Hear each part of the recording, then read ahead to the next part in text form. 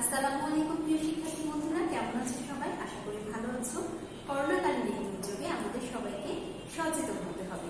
এখন যে সময়টা যাচ্ছে তাতে অনেকেই অনেকটা শিথিল অবস্থায় এসেছে, ভাবছে যে বোধহয় আর কিছু হবে না, আমরা আবার আগের মতো চলাফেরা করবো। হ্যাঁ, অবশ্যই বন্ধুরা, আমরা আগের মতো চলাফেরা করব, তবে স্বাস্থ্যবিধি মেনে এবং সচেতন থেকে।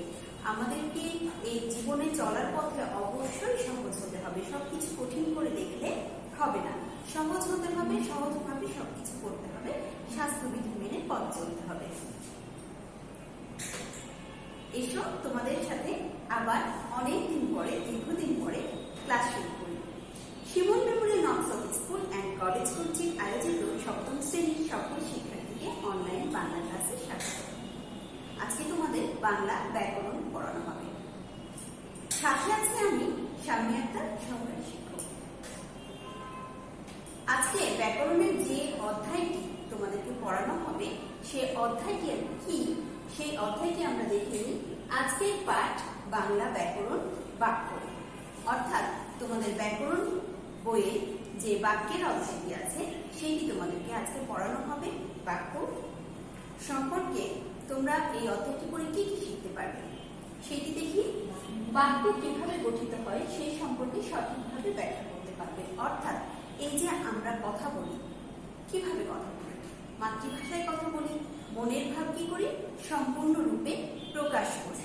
এখন এই যে মাতৃভাষায় কথা বলে সম্পূর্ণরূপে মনের ভাব প্রকাশ করছি, এটা কিভাবে করছি, কোনটার পরে কোনটা, কি কথা বলছি, এই যে বাক্য যে সুবিন্যস্তভাবে সাজানো, এটাই হচ্ছে বাক্যের প্রধান আমাদের মনের ভাব প্রকাশ করে আমরা প্রকাশ করি, কথাগুলো প্রকাশ করি। তো বাক্য কিভাবে গঠিত হয় সেই সম্পর্কে সঠিকভাবে ব্যাখ্যা করতে পারবে।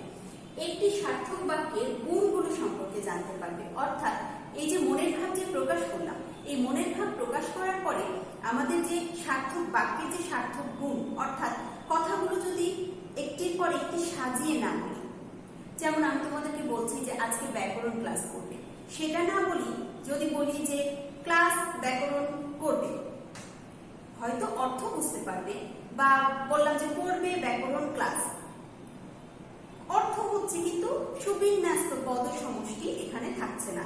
সেই জন্য বাক্যের যে তিনটি গুণ আছে সেই সম্পর্কে তোমরা জানতে পারবে। গুণগুলো কি সেগুলো আমরা আরেকটু পরে আরো ভালোভাবে স্পষ্টভাবে জানবো। গঠনগত দিক থেকে বাক্যের শ্রেণীবিভাগ সম্পর্কে জানতে পারবে। বাক্য কত প্রকার, গঠনগত দিক থেকে বাক্য কত প্রকার সেই সম্পর্কে জানতে পারবে। আজকের আলোচ্য বিষয়গুলো কি আছে? বাক্য কি, বাক্য কাকে বলে, বাক্য কি, কিভাবে বাক্য তৈরি হয় এবং বাক্য কাকে বলে সেই সম্পর্কে জানবে। বাক্যের গুণ, বাক্যের প্রধান অংশ, একটি বাক্যে দুটি অংশ থাকে, সেই অংশ দুটি কি কি সেগুলো দেখবে। উদ্দেশ্য ও বিধেয়ের সম্প্রসারণ, এই উদ্দেশ্য কি, বিধেয় কি, সেগুলোর সম্প্রসারণ, সেই ভাবটার যে সম্প্রসারিত বিস্তারিত রূপ হয় সেটি কিভাবে হয় সেটিও। বাক্যের গঠনগত শ্রেণীবিভাগ, শিক্ষণফলেও বলেছি যে বাক্য গঠনগত দিক থেকে কত প্রকার, সেই বিষয়টি আলোচ্য বিষয়ে আছে, পরবর্তীতে জানতে পারবে। বাক্য গঠনের নিয়ম, বাক্য কিভাবে গঠিত হয় সেটি জানতে। বাক্য কি, অর্থাৎ বাক্য কিভাবে গঠিত হয়। বাক্য হলো ভাষার মূল উপকরণ। ভাষা, মাতৃভাষা, এই যে আমরা কথা বলছি, এটার মূল উপকরণ হচ্ছে বাক্য।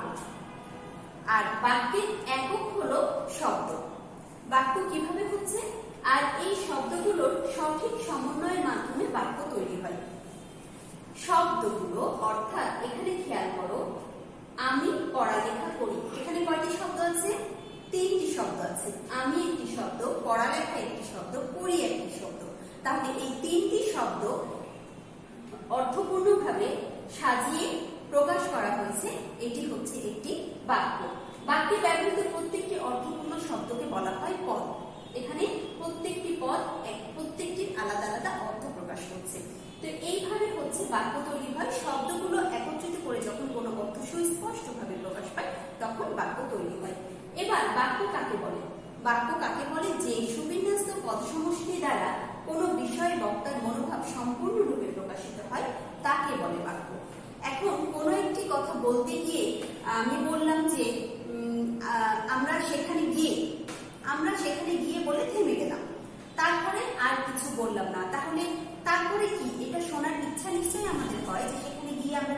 দেখলাম বা কি করলাম, এই যে মনের ভাব প্রকাশ করতে যে থেমে যাচ্ছি, এইগুলো হলে পারে সঠিকভাবে বাক্য হবে না। তাহলে বাক্য কিভাবে হবে? পদসমষ্টি দ্বারা কোনো বিষয়ে বক্তার মনোভাব যখন সম্পূর্ণরূপে প্রকাশ পাবে তখনই সেটি বাক্য হবে। এবার ধরো যদি আমরা বলি মৌলিক একটি, তার মানে কি এখানে আরো কিছু আছে বাক্যটির মধ্যে এবং শুনতে ইচ্ছে করছে, তাহলে এটি সম্পূর্ণ একটি বাক্য হলো না। আবার যদি বলি মাছগুলো আকাশে উড়ে বেড়াচ্ছে, মাছ কি কখনো আকাশে উড়ে বেড়ায়? কি উড়ে বেড়ায়? পাখি উড়ে বেড়ায়, তাই না? তাহলে আকাশে কি উড়ে বেড়ায়? পাখি উড়ে বেড়ায়। তাহলে মাছগুলো আকাশে উড়ে বেড়াচ্ছে, নিশ্চয়ই এটি সঠিক বাক্য হচ্ছে না। কি করছে এখানে? বাক্যে যোগ্যতা হারিয়ে যাচ্ছে। দেখো এগুলো বাক্যের মধ্যে পড়ে না, কারণ মৌলিক একটি বললে মনের ভাব অসম্পূর্ণ থেকে যায়, আর মাছগুলো আকাশে উড়ে বেড়াচ্ছে বললে অর্থ ভাবগত সমন্বয়ে অভাব পরিলক্ষিত হয়, কারণ মাছ কখনো আকাশে উঠতে পারে না, একবার বলেছি। তাহলে এগুলো বাক্য কিভাবে হবে? মৌলিক একটি পুতুল আছে, মৌলিক একটি পুতুল আছে, তখন হবে এটি সম্পূর্ণ একটি বাক্য। আবার যখন বলবো পাখিগুলো আকাশে উড়ে বেড়াচ্ছে, তখন হবে এটি সম্পূর্ণ একটি বাক্য। তাহলে বাক্য কি, কাকে বলে এবং বাক্য কিভাবে গঠিত হয়, কিভাবে সুবিন্যস্ত পদসমষ্টি সুসজ্জিত ভাবে মনের ভাব প্রকাশ করলে বাক্য হয়, সেটি সম্পর্কে নিশ্চয়ই জেনেছি। এবার জানবো বাক্যের গুণ। প্রিয় শিক্ষার্থী বন্ধুরা, দেখো সার্থক বাক্যে 3টি গুণ থাকা আবশ্যক। সার্থক বাক্যের কয়টি গুণ থাকে? 3টি গুণ থাকে। গুণগুলো কি কি? একটি হচ্ছে প্রথমটি আকাঙ্ক্ষা। আকাঙ্ক্ষা হচ্ছে যে একটি বাক্য বলতে বলতে অর্ধেক বলতে যে আমি থেমে গেলাম, পরবর্তীতে যে শোনার ইচ্ছা জাগে, সেটি হচ্ছে আকাঙ্ক্ষা। যোগ্যতা। যোগ্যতা কি? এই যে মাছগুলো আকাশে উড়ে বেড়াচ্ছে বললাম, এটা যোগ্যতা হারাচ্ছে, কারণ মাছ উড়ে না, পাখি উড়ে, সেটি হচ্ছে যোগ্যতা। আরেকটা হচ্ছে আসক্তি। আসক্তি কি? এই আসক্তি কিন্তু আসক্তি নয়, আসক্তি অর্থাৎ হচ্ছে যে অ্যাট্রাকশন, একজনের প্রতি আরেকজনের যে আকর্ষণ বা কোনো কিছু দেখার যে আকর্ষণ, সেটা কিন্তু নয়। এই আসক্তি হচ্ছে, বানান খেয়াল করবে, তয়ে তয়ে যুক্ত আছে। এই আসক্তি হচ্ছে সুবিন্যস্ত ভাবে সাজানো। এবার যে বাক্যের গুণগুলোর সংজ্ঞা সম্পর্কে দেখব। আকাঙ্ক্ষা, বাক্যের অর্থ পরিষ্কারভাবে বোঝার জন্য এক পদের পর, বাক্যের নিশ্চয়ই অনেকগুলো পদ ব্যবহৃত হয়, তাহলে এক পদের পর অন্য পদ শোনার যে ইচ্ছা, তাই আকাঙ্ক্ষা। যেমন আমি গিয়ে দেখলাম, এতে আকাঙ্ক্ষা নিবৃত্তি হয় না, আরো নিশ্চয়ই পরবর্তীতে আমি গিয়ে কি দেখলাম সেইটা শোনার ইচ্ছা হয়। যখন বলা হয় আমি গিয়ে দেখলাম তারা চলে গেছে, অর্থাৎ এটি একটি সম্পূর্ণ বাক্য হলো যে আমি গিয়ে দেখলাম তারা চলে গেছে। এখানে আকাঙ্ক্ষা নিবৃত্তি শেষ হলো, তাই আকাঙ্ক্ষা পরিপূর্ণভাবে প্রকাশ পেয়েছে। এবার দেখি আসক্তি। আসক্তি কি? বাক্যের পদগুলোকে সঠিক জায়গায় সন্নিবিষ্ট করার নাম আসক্তি। সঠিক জায়গায়, তার মানে সুবিন্যস্ত ভাবে যে সাজানো, সেটি হচ্ছে আসক্তি। অথবা বাক্যের অর্থসঙ্গতি রক্ষার জন্য সুশৃঙ্খল পদবিন্যাসী আসক্তি। দেখো এখানে খেয়াল করো শিক্ষার্থী বন্ধুরা, ছুটিতে ঢাকা তারা পুজোয় যাবেন। কিছু বোঝা যাচ্ছে? ছুটিতে তারা ঢাকায় পুজোয় যাবেন, মানে শব্দ আছে, যদি আলাদা আলাদা ভাবে ধরো, ছুটিতে আলাদা শব্দ, তার মানে ছুটি বলতে যে বন্ধের সময়, ঢাকা একটা স্থানের নাম, তারা, প্রত্যেকটি শব্দের আলাদা আলাদা অর্থ প্রকাশ হচ্ছে, কিন্তু পদগুলো সঠিকভাবে সাজানো নাই দেখে আমরা সম্পূর্ণ ভাব প্রকাশ এখানে দেখতে পাচ্ছি না। বাক্যতে সব পদ আছে, কিন্তু আসক্তির অভাবে বাক্য হয়নি। পদগুলো অর্থসঙ্গতি রক্ষা করে সাজালে বাক্য হবে। কি হবে? তারা পুজোর ছুটিতে ঢাকা যাবে, তারা পুজোর ছুটিতে ঢাকা যাবে। সামনেই পুজো না, আমাদেরও পুজোর ছুটি হবে। আচ্ছা, যাই হোক। এবার যোগ্যতা। যোগ্যতা কিভাবে আসছে? বাক্যের মধ্যকার পদসমূহের অন্তর্গত ও ভাবগত নির্বন্ধনের নাম যোগ্যতা। বর্ষাকালে অতিরিক্ত বৃষ্টিপাতে বন্যা হয়, বর্ষাকালে অতিরিক্ত বৃষ্টিপাতে বন্যা হয়, এটি একটি যোগ্যতা সম্পূর্ণ বাক্য। অবশ্যই বর্ষাকালে অতিরিক্ত বৃষ্টিতে বন্যা হয়, কিন্তু গ্রীষ্মকালে প্রখর রৌদ্রে বন্যা হয়।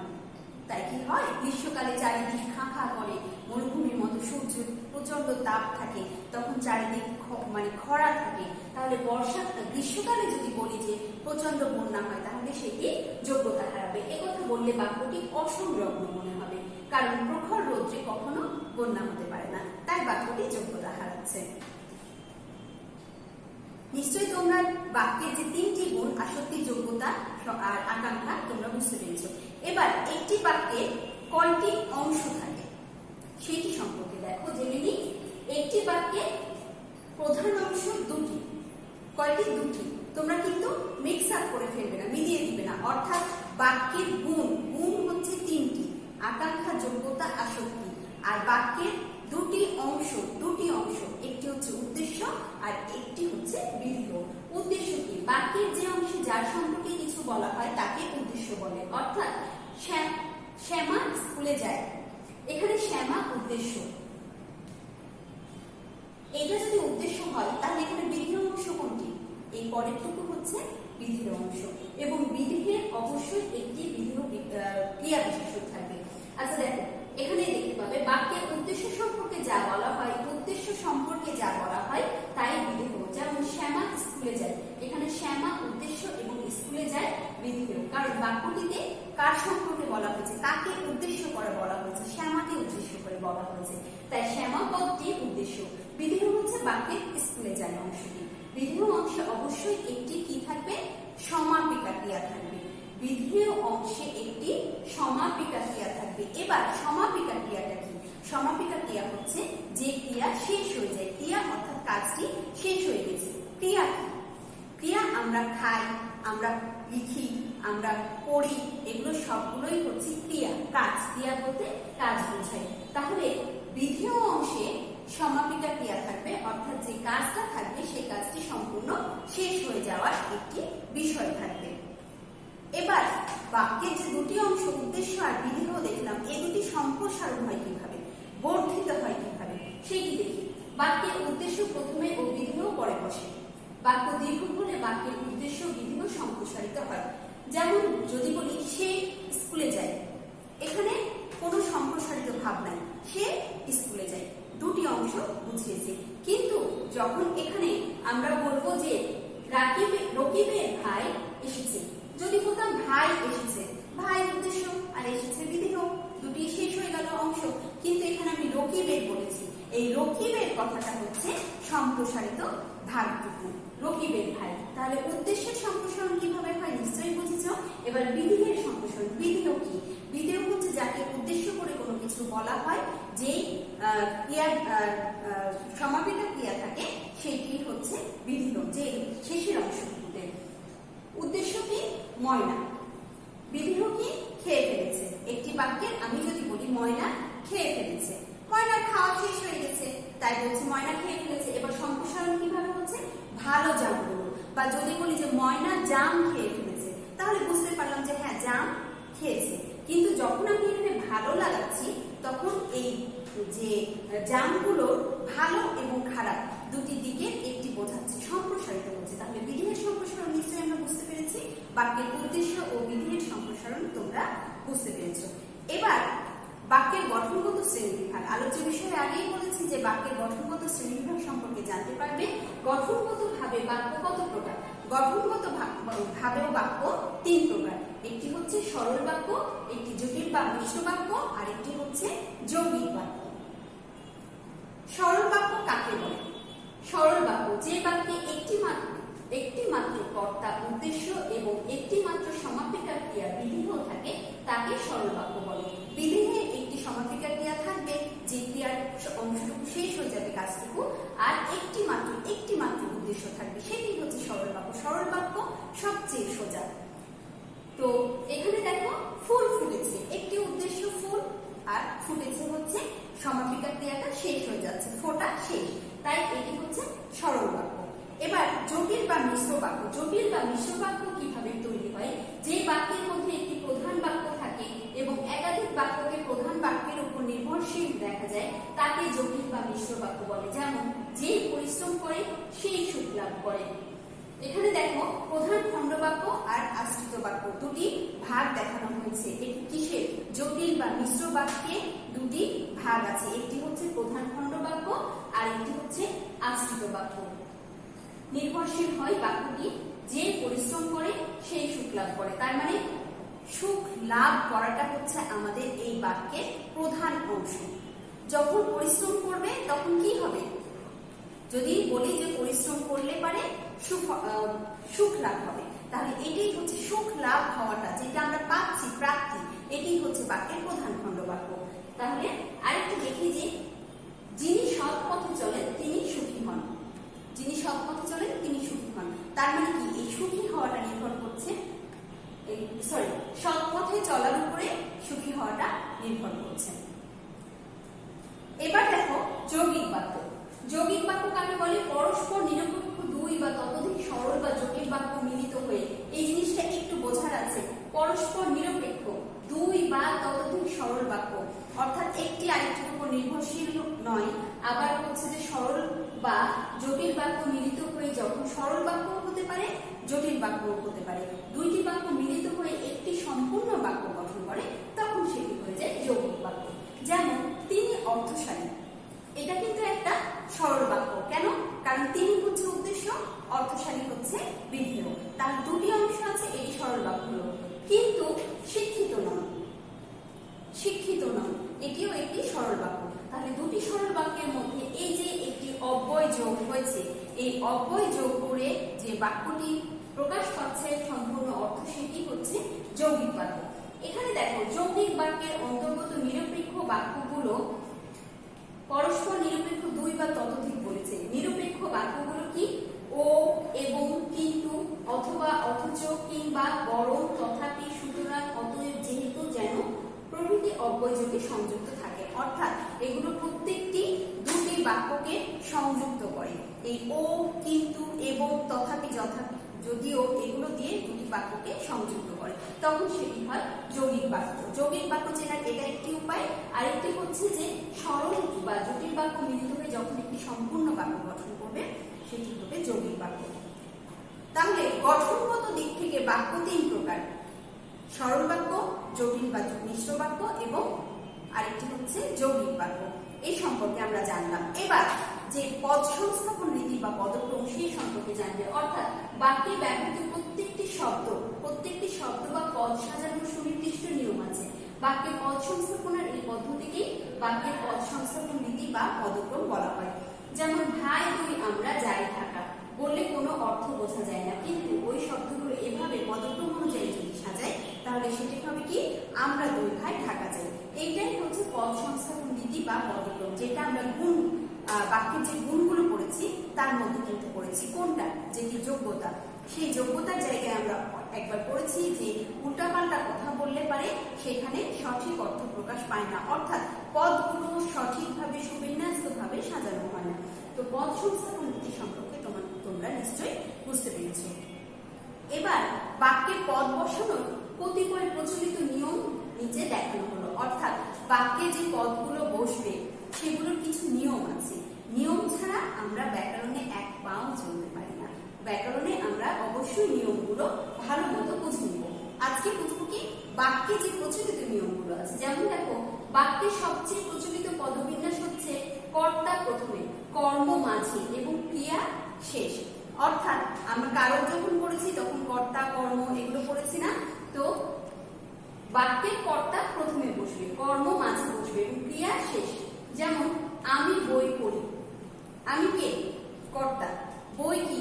কর্ম, আর পড়িটা হচ্ছে ক্রিয়া। এইভাবে অবশ্যই বাক্যে সাজানোর নিয়ম হচ্ছে প্রথম নিয়ম। এবার দ্বিতীয় নিয়ম কি বলছে? ক্রিয়া বিশেষণ ক্রিয়ার আগে বসে। ক্রিয়া বিশেষণটা কি? ক্রিয়া তো বুঝলাম, খাওয়া শেষ হয়ে গেছে, লেখা শেষ হয়ে গেছে, সেগুলো ক্রিয়া। কিন্তু যখন আমরা ক্রিয়ার ভালো বা খারাপ গুণটা প্রকাশ করবো, তখন হচ্ছে সেটা ক্রিয়া বিশেষণ। অর্থাৎ বিশেষণ মানেই হচ্ছে কোনো কিছু দোষ, গুণ, অবস্থা, সংখ্যা, পরিমাণ এগুলো বোঝায়। যেমন এইখানে দেখো, রহিম দ্রুত হাঁটছে।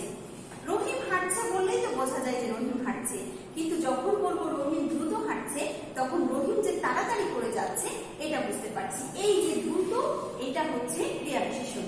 ক্রিয়া হচ্ছে হাঁটা এবং তার আগে বিশেষণ যুক্ত করেছি দ্রুত হাঁটছে। তাহলে ক্রিয়া বিশেষণ ক্রিয়ার আগে বসে।